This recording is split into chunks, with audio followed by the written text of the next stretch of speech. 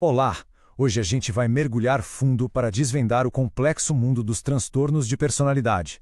Vamos começar do básico e ir avançando até chegar nas categorias mais específicas. Olha só o nosso roteiro. Primeiro, a gente vai entender a diferença entre um traço de personalidade e um transtorno de verdade. Depois, vamos investigar de onde eles vêm, organizar os 10 tipos que existem e, no final, falar um pouco sobre os caminhos para o tratamento. Certo, vamos começar? Para a gente entender o que é um transtorno, a primeira coisa é definir personalidade. E a partir de que ponto um jeito de ser, um padrão, vira um problema clínico de verdade. A definição oficial que vem lá do DSM-5 já deixa bem claro. Não estamos falando de uma mania qualquer. É um padrão rígido, inflexível, que realmente atrapalha a vida da pessoa, afetando o jeito dela pensar, sentir e, principalmente, o jeito dela se relacionar com os outros. E o mais impressionante, talvez, é a frequência disso. As estimativas mostram que algo entre 10 a 20% da população mundial convive com essas condições. Ou seja, é muito provável que todo mundo conheça alguém que lida com isso. Agora, um dos maiores desafios no tratamento é que, muitas vezes, a pessoa com um transtorno não se enxerga como problema. É o que chamamos de egocintônico. Para ela, o jeito dela é o normal. Se algo der errado, a culpa é dos outros, do mundo, mas nunca dela. E isso, claro, torna a busca por ajuda uma tarefa bem difícil. Mas de onde vêm esses padrões tão enraizados e difíceis de mudar? É exatamente isso que a gente vai explorar agora. É uma mistura complexa de fatores. Hoje, assim se entende que não tem uma causa única, sabe? É mais uma interação entre 3 grandes pilares: a genética que a gente herda, os fatores biológicos, tipo hormônios e a química do cérebro, e, claro, as experiências da infância que acabam moldando nossas defesas emocionais. A genética, por exemplo, tem um papel bem importante. Estudos com gêmeos idênticos mostram que a chance de ambos terem um transtorno é bem alta. E também vemos que certos grupos de transtornos costumam aparecer mais em algumas famílias, como a ligação forte entre o grupo A e casos de esquizofrenia na família.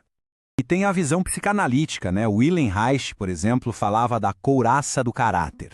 A ideia é que a nossa personalidade é como uma armadura que a gente constrói desde pequeno para se defender e lidar com a ansiedade e nossos impulsos.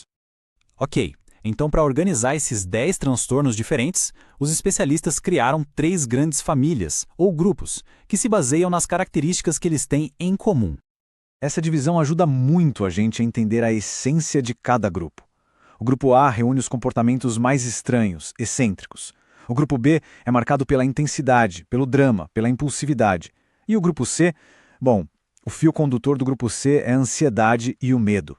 Vamos começar pelo grupo A.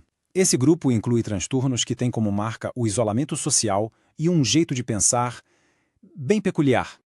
Aqui dentro a gente tem o paranoide, que é aquela desconfiança constante de tudo e de todos, o esquizoide, que é mais caracterizado por um distanciamento social, uma preferência por ficar sozinho, e o esquizotípico, que além do desconforto social, tem os pensamentos e comportamentos bem excêntricos. Agora, o grupo B. Esse aqui é conhecido pela instabilidade, pela impulsividade e, em alguns casos, por um desrespeito grande pelos direitos dos outros.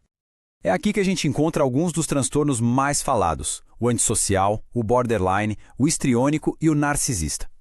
O que eles têm em comum? Uma intensidade emocional e comportamental muito grande, que acaba gerando relacionamentos bem turbulentos e muitos conflitos. Para a gente ter uma ideia mais concreta, vamos pegar o borderline como exemplo.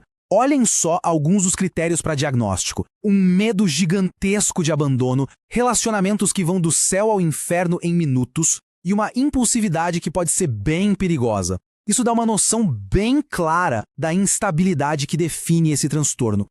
E para fechar os grupos, vamos dar uma olhada no grupo C, que, como o nome já diz, tem como características centrais a ansiedade e o medo. Este grupo inclui o transtorno de personalidade evitativa, o dependente e o obsessivo-compulsivo. Todos eles são movidos por um medo profundo.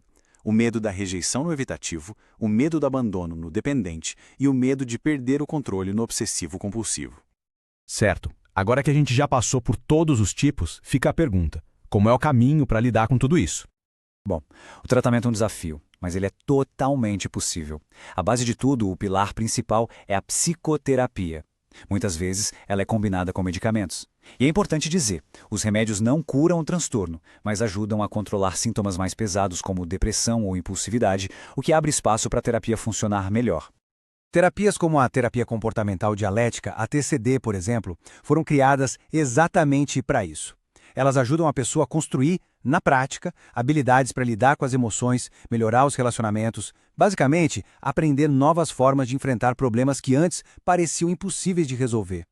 É fundamental entender que não existe uma pílula mágica para transtorno de personalidade. Os remédios são um suporte, eles aliviam os sintomas mais difíceis, como a ansiedade ou a raiva, e isso permite que a pessoa consiga se engajar de verdade na psicoterapia, que é onde a mudança real acontece. E a gente termina com uma reflexão. Quando a gente para de ver os transtornos de personalidade como uma falha de caráter e começa a entender que são condições de saúde como qualquer outra, aí sim damos o primeiro passo. A gente transforma o estigma em apoio, o julgamento em empatia.